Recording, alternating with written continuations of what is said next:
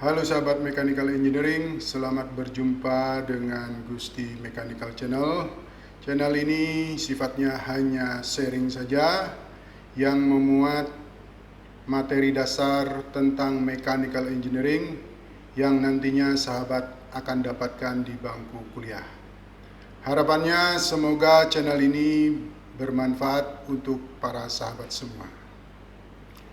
Namun sebelum ke materi, dimohonkan bantuan sahabat-sahabat semua untuk melakukan subscribe, share, dan like, serta jangan lupa mengaktifkan tanda lonceng sehingga para sahabat semua akan mendapatkan notifikasi video baru dari channel ini. Nah, dalam perpindahan kalor secara konduksi itu terjadinya akan dibuat pada kondisi-kondisi tertentu. Ya, contohnya adalah perpindahan kalor konduksi satu dimensi, dua dimensi, ya, dengan kondisi satu dimensi, dua dimensi, atau dengan konduksi steady state atau unsteady state. Ya, kata lain dari unsteady state adalah transient. Ya, jadi itu. Nah, itulah pengertian-pengertian yang akan diperkenalkan pada perpindahan kalor secara konduksi. Nah, pada kesempatan ini, mari kita bahas satu persatu mengenai pengertian-pengertian tersebut. Ya. Nah, yang pertama itu adalah pengertian dari satu dimensi. Apa yang dimaksud dengan perpindahan kalor konduksi secara satu dimensi? Ya, satu dimensi. Nah, yang dimaksud dengan satu dimensi di sini adalah bahwa saluran aliran kalornya itu hanya pada satu sumbu saja. Ya, jadi salurannya itu hanya pada satu sumbu saja. Nah, itulah pengertian dari satu dimensi.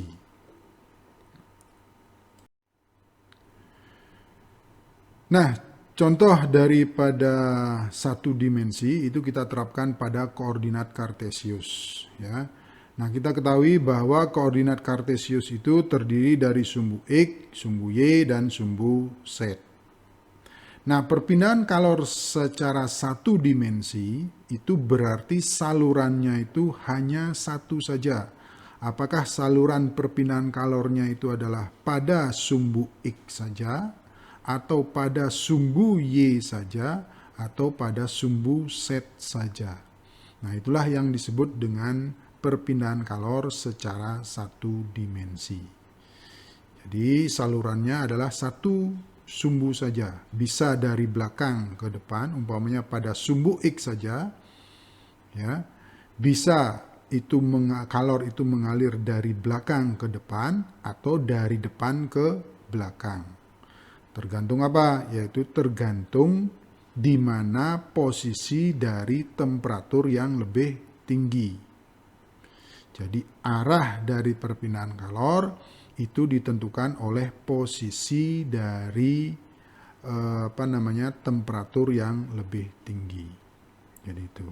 Ingat, perpindahan kalor terjadi dari temperatur tinggi ke temperatur rendah. Tetapi salurannya itu hanya pada satu sumbu saja. Ya. Sekali lagi, bisa dari belakang ke depan kalau temperatur yang lebih tinggi berada atau di posisi di belakang. Atau bisa dari depan ke belakang. Ya, kalau temperatur yang lebih tinggi, posisinya ada di depan. Jadi itu, jadi satu dimensi itu artinya salurannya ini. Ya, salurannya itu hanya pada satu sumbu saja. Sedangkan arahnya bisa dari belakang ke depan, dari depan ke belakang, tergantung posisi temperatur yang lebih tinggi. Begitu juga dengan pada sumbu Y dan pada sumbu Z. Nah, itulah pengertian dari satu dimensi. Nah, kemudian kalau perpindahan kalor satu dimensi itu kita terapkan pada koordinat silinder. Ya, ingat koordinat silinder itu ada sumbu rho-nya, ini disebut dengan sumbu rho, ya. Kemudian ada sumbu V-nya ini, ya. Kemudian ada sumbu Z-nya. Jadi koordinat suatu titik pada koordinat silinder itu ditentukan oleh rho-nya ini, kemudian V-nya ini, kemudian Z-nya ini. Jadi itu sumbu yang ada pada koordinat silinder. Nah, biasanya untuk perpindahan kalor yang satu dimensi itu arahnya itu adalah searah dengan sumbu rho ini. Ya. Jadi dari pusat ke luar atau arahnya radial di sini perpindahan kalornya. Ya, bisa dari pusat keluar, bisa dari keluar ke pusat. Jadi salurannya itu adalah pada sumbu rho di sini. Nah, kemudian kalau diterapkan pada koordinat bola, ya, arah perpindahan satu dimensi itu adalah pada saluran sumbu R ini. Ya, sumbu R ini. Ingat, suatu titik pada koordinat bola itu diterangkan dengan sumbu R ini. Ya. Kemudian sumbu theta, kemudian sumbu V. Ya, ini. Ini V-nya, ini theta-nya. Jadi itu. Dan satu dimensi itu biasanya salurannya itu pada sumbu R di sini. Tuh. Perpindahan kalor satu dimensi untuk koordinat bola itu salurannya itu pada sumbu R. Nah, kemudian istilah yang lainnya itu adalah steady state. Oke, apa arti dari steady state? Ya. Nah, steady state itu dilukiskan, itu adalah suatu proses yang properti sistemnya tidak mengalami perubahan seiring dengan berjalannya waktu. Jadi properties dari sistem itu sudah tidak berubah lagi. Ya, sudah tidak berubah lagi. Jadi keadaan sekarang, besoknya 2 hari lagi, 3 hari lagi itu sudah tidak berubah lagi propertiesnya. Jadi itu yang dimaksud dengan pengertian steady state. Nah, untuk lebih jelasnya mengenai pengertian steady state dan unsteady state atau transient, nah mari kita lihat gambar berikut. Jadi ada suatu gelas, ya, gelas itu akan diberi air. Nah, sistemnya itu adalah air di dalam gelas. Ya, sistemnya itu adalah air di dalam gelas.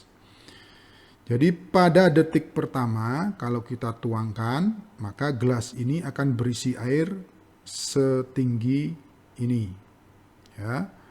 Kemudian pada detik kedua akan bertambah airnya, pada detik ketiga akan bertambah airnya, pada detik keempat akan bertambah airnya, pada detik kelima itu akan penuh.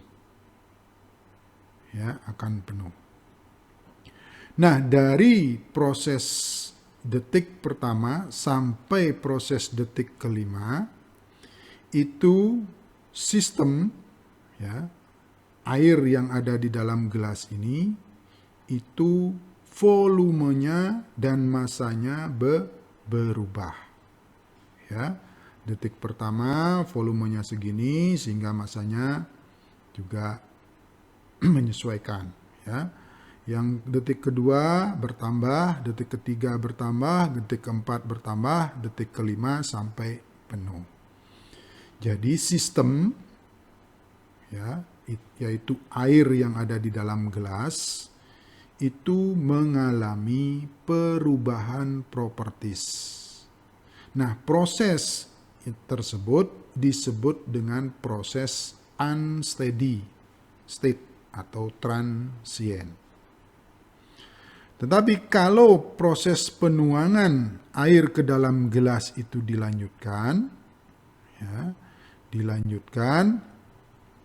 maka air ini pada detik berikutnya, pada detik ke-6 itu akan meluber. Meluber. Detik ke-7 terus diberikan, detik ke-7, detik ke-8 dan selanjutnya itu akan meluber. Nah, apa yang terjadi pada sistem, yaitu air di dalam gelas? Mulai detik ke-5 sampai ke selanjutnya, karena air sudah penuh, itu sistem, yaitu berupa air, volume dan masanya itu akan tetap sama, yaitu dalam kondisi penuh. Nah, proses mulai penuhnya air di dalam gelas sampai detik-detik selanjutnya, itulah yang disebut dengan proses steady state. Karena properties air, yaitu massa dan volume dari air di dalam gelas, itu tidak bertambah. Karena terjadi luberan tadi. Sehingga air di dalam gelas tetap penuh. Tidak bertambah. Itu. Nah, itulah yang disebut dengan proses steady state dan unsteady state. Nah, di sini diilustrasikan lagi dengan gambar ini, bahwa pada jam 1 siang, temperaturnya yang sudut kiri atas 300, kanan atas 250, di tengah-tengah 225 derajat Celcius, di sudut kiri bawah 200 derajat Celcius, sudut kanan bawah 150 derajat Celcius. Itu kondisi pada jam 1. Nah, kemudian kita lihat pada kondisi jam 3 siang. Temperaturnya itu tetap sama. Nah, inilah yang disebut dengan proses steady state. Jadi, propertiesnya itu tidak mengalami perubahan seiring dengan waktu yang berubah. Jam 1, jam 3, jam 5, dan selanjutnya. Nah, kalau kita hubungkan proses steady state dengan proses perpindahan kalor secara konduksi, nah ini kita lihat di sini bahwa di sini akan terjadi proses konduksi, di mana di permukaan atas itu temperaturnya T1, kemudian permukaan yang bawah temperaturnya T2, di mana T1 itu lebih besar dari T2, sehingga kalor akan mengalir dari atas ke bawah. Nah, yang atas ini dikondisikan, itu temperaturnya konstan. Ingat di dalam termodinamika lagi, bahwa reservoir yang memberi kalor, tetapi dia tidak mengalami perubahan temperatur, itu disebut dengan source. Nah, kemudian reservoir yang menerima kalor tetapi dia tidak mengalami perubahan temperatur, maka disebut dengan sink. Disebut dengan sink. Jadi di sini T1 tetap konstan, T2 juga tetap konstan. Nah, sehingga terjadi perpindahan kalor itu dari atas ke bawah. Nah, bagaimana proses perpindahan kalor konduksi ini disebut dengan dengan kondisi steady state. Ya, kondisi steady state. Atau sebelumnya, akibat terjadi perpindahan kalor ya dari atas ke bawah, maka akan terjadi distribusi temperatur itu seperti ini. Yang atas itu temperaturnya T1, yang bagian bawah itu temperaturnya T2. Nah, di antaranya itu yaitu antara T1 dan T2. Nah, proses konduksi atau perpindahan kalor yang terjadi di sini itu dikatakan steady state. Itu jika distribusi temperatur itu tidak berubah lagi. Ya, sesuai dengan pengertian dari steady state. Jadi temperatur, distribusi temperatur ya di sini sama dengan T2, lebih kecil, lebih kecil, lebih kecil, lebih kecil, lebih kecil. Nah, di sini sama dengan T1, lebih kecil dari T1, lebih kecil, lebih kecil, lebih kecil sampai di ujung sini itu sama dengan T2. Nah, distribusi temperaturnya ini walaupun kalornya terus tetap berpindah, ya, distribusi temperaturnya itu tidak berubah. Maka proses konduksi yang terjadi pada sistem di sini itu dikatakan steady state. Demikian pembahasan materi untuk kali ini.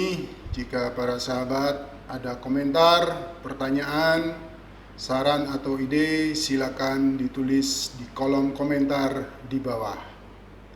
Diucapkan terima kasih banyak untuk sahabat semua. Sampai bertemu kembali pada video selanjutnya.